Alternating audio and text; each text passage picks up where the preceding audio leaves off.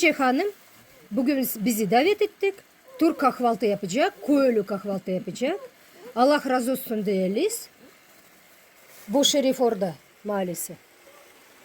Ve şöyle bir köyde oturuyoruz.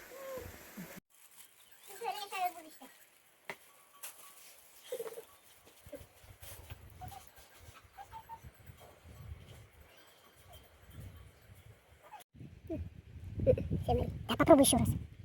Вкусняшечка, да вкусняшечка. Да вкусняшечка, попробуй. Да попробуй. Да укуси. А я крема, коляк.